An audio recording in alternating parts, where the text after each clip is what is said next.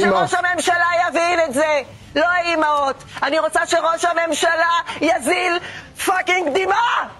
שראש הממשלה יגיד, הדס, אני דואג לילד ולילדה שלך.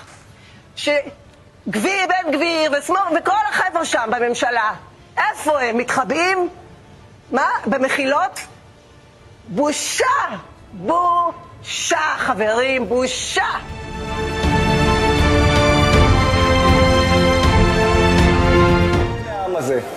אדוני ראש הממשלה, תצא החוצה, תלך לתקשורת ותתנצל שאלפי אנשים נרצחו במשמרת שלך, אדוני. אתה יכול לספר סיפורים עד מחר. ואיפה אתה, אדון צייצן בן גביר? אתה אלוף העולם בלספר סיפורים. איפה אתה?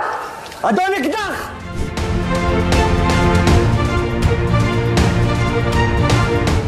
אני מתחייב באופן אישי, אני אבוא דין איתכם אחד אחד, 120 חברי כנסת, אדוני ראש הממשלה, בן גביר, נפתלי, כל המיליציה הזאת שנהייתה נגד עם ישראל.